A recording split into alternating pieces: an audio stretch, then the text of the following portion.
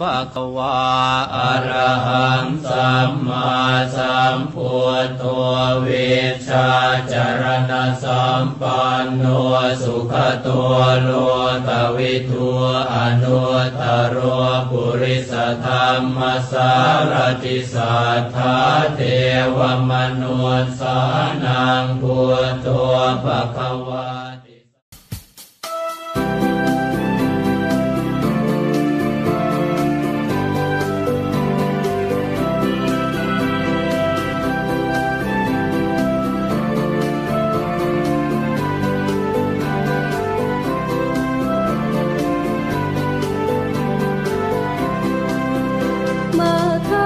มาฆบูชาถือกันว่าวันเพ็ญเดือนสามคนไทยน้ำใจงามวันเพ็ญเดือนสามมาทำบุญกันจาตุรงคสันนิบาตวันประหลาดมหัศจรรย์